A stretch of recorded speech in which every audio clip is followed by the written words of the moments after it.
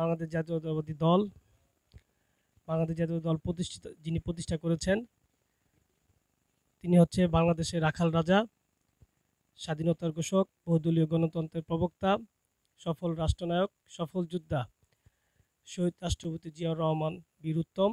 আজকে তার ৪৩তম শাহাদাত বার্ষিকী উপলক্ষে নারায়ণগঞ্জ জেলা ফতুল্লা থানা শাখা, এনায়তনগর ইউনিয়ন ৮ নম্বর ওয়ার্ড বিএনপি অঙ্গ সংগঠন এবং ছাত্রদল যুবদলের নেতৃবৃন্দ আজকে এখানে শাহাদাত বার্ষিকী উপলক্ষে দোয়া ও মিলাদের আয়োজন করেছেন। ইতিপূর্বে আপনারা জেনে থাকবেন আজকে এখানে উপস্থিত আছেন আমাদের সাবেক ৮ নম্বর ওয়ার্ডের সম্মানিত সভাপতি, সাবেক সাধারণ সম্পাদক মুজিবুর রহমান প্রধান। এখানে উপস্থিত আছেন সাবেক এনায়তনগর ইউনিয়ন যুবদলের। উপস্থিত হয়েছি এবং এই প্রোগ্রামটা দেখার জন্য আসছি। এটা শুধু আমি বা আমরা না, এখানে সাধারণ মানুষ, বিশেষ করে দেখবেন এই ৩০শে মের জন্য সকল শ্রেণীর মানুষ অপেক্ষা করে যে কবে এই ৩০শে মে আসবে। এই ৩০ শহীদ প্রেসিডেন্ট বিসমিল্লাহির রহমানির রহিম শহীদ প্রেসিডেন্ট জিয়াউর রহমানের ৪৩তম শাহাদাত বার্ষিকী উপলক্ষে এনায়তনগর ইউনিয়ন ৭, ৮, ৯ নং ওয়ার্ড যুবদল ও ছাত্রদলের উদ্যোগে আজকে শাহাদাত বার্ষিকী পালন করতে যাচ্ছি।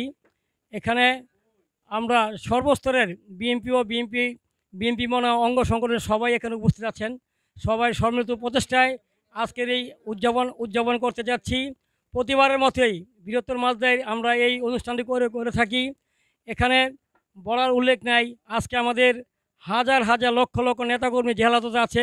তারপরে আমরা যারা শহীদ জিয়ার আদর্শে বিশ্বাসী তারা অবশ্যই এই দিনটাকে একটি বিশেষ দিন হিসেবে গ্রহণ করে থাকি। এই জন্যই আজকে আমাদের এই অনুষ্ঠান। আপনারা জানেন কালকে আমরা ব্যাপক নেওয়াজ বিতরণের আয়োজন করেছি।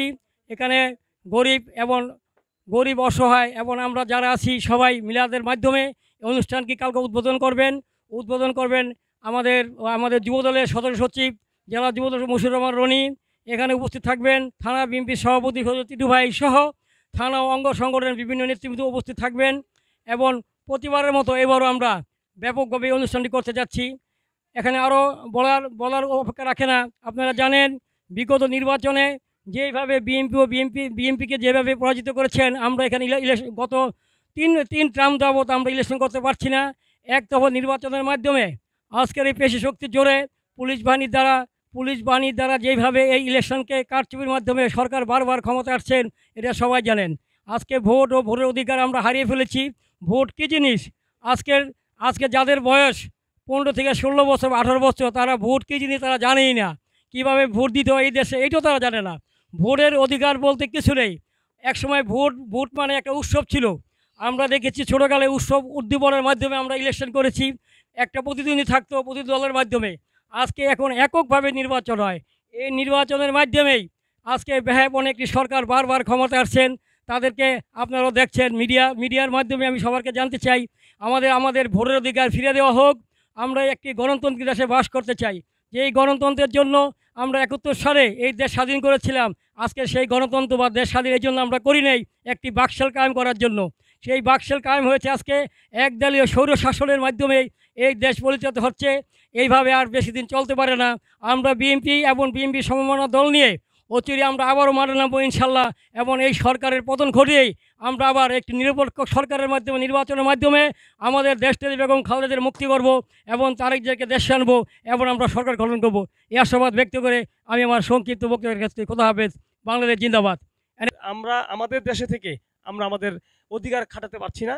আমাদের দেশে থেকে যে পার্শ্ববর্তী দেশ ভারত, তারা আমাদের থেকে ব্যবসা বাণিজ্য করে আমাদের রিজার্ভ তারা নিয়ে যাচ্ছে এবং তাদের মতো করে তারা ব্যবসা করছে। আমাদের থেকে মুদ্রা তারা নিয়ে যাচ্ছে, কিন্তু আমরা কিন্তু কোনো কথা বলার জায়গা আমরা পাচ্ছি না। আমরা কথা বলতেও পারছি না।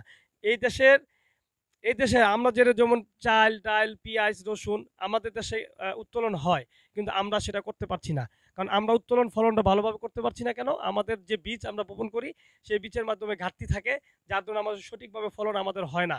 কিন্তু আমরা তার অধিক টাকা খরচ করে আমরা ভারতের পণ্য ব্যবহার করছি, ভারতের এই আপনার কাঁচামাল ব্যবহার করছি, ভারতের সব ক্ষেত্রে আমরা ভারতের জিনিসপত্র ব্যবহার করছি। এটা একটা সময় দেখবেন আমরা যখন অসুস্থ হয়ে যাই এই ভারতের জিনিসপত্র খেয়েই ভারতের যে কাঁচামালগুলো আমরা খাই সেটাকে আমরা অসুস্থ হয়ে যাচ্ছি, আবার চিকিৎসা করার জন্য আমরা ভারতে যাচ্ছি। দ্যাট মিনস তাহলে কি হচ্ছে, আমরা খাওয়ার সময় তাদের তাদের জিনিসপত্র ব্যবহার করছি এবং চিকিৎসার ক্ষেত্রে চিকিৎসার জন্য আমরা ভারতে যাচ্ছি। এটা হচ্ছে আমাদেরকে এই বাংলাদেশকে ধ্বংস করার জন্য ভারতের একটি সেই আমাদের ১৯৭১ সালের যুদ্ধের ক্ষেত্রে যেভাবে আমাদেরকে ব্যবহার করেছিলেন, সেই ধারাবাহিকভাবে তাদের একটা সুকৌশল ছিল যে বাংলাদেশকে একটি উচ্ছৃঙ্খল একটা বিভাজন সৃষ্টি করে বাংলাদেশকে তারা পার্শ্ববর্তী দেশ হিসেবে তারা রাষ্ট্র পরিচালনা করবে এবং এই রাষ্ট্রের প্রধান থাকবে তারা। সেই পরিচালনার ক্ষেত্রে তারা সেইভাবে আগাচ্ছে। কিন্তু বাংলাদেশ জাতীয় দল যতদিন বেঁচে থাকবে, তারেক রহমান যতদিন বেঁচে থাকবে সেটা হতে দেবে না। কারণ তারেক রহমানের বাবা শহীদ রাষ্ট্রপতি জিয়াউর রহমান তিনি এই দেশের জন্য যুদ্ধ করেছেন, দেশের জন্য জীবন দিয়েছেন। ইনশাল্লাহ আমরা আশা করি এই যে উদ্দেশ্য নিয়ে শহীদ রাষ্ট্রপতি জিয়াউর রহমানের যে ১৯ দফা বাস্তবায়ন করার লক্ষ্যে দেশনায়ক তারেক রহমান যে উদ্দেশ্য লক্ষ্য নিয়ে রাজনীতি করছেন, সেই লক্ষ্য বাস্তবায়ন করার জন্য আমরা যারা ছাত্রদল, যুবদল এবং স্বেচ্ছাসেবক বিএনপির আদর্শ সৈনিকরা আছি, সেটা আমরা জীবন দিয়ে হলো সেটা রক্ষা করবো ইনশাল্লাহ। সবাইকে ধন্যবাদ আমাকে এখানে কথা বলা দেওয়ার জন্য এবং বেটার নারায়ণগঞ্জ পরিবারকে ধন্যবাদ জানাচ্ছি আমাকে এখানে সুযোগ করে দেওয়ার জন্য। বাংলাদেশ জিন্দাবাদ, বাংলাদেশ জাতীয় দল জিন্দাবাদ, দেশনায়ক তারেক রহমান জিন্দাবাদ, শহীদ রাষ্ট্রপতি জিয়াউর রহমান অমর হোক, দেশনীতি বেগম খালেদা জিয়া জিন্দাবাদ। আসসালামু আলাইকুম।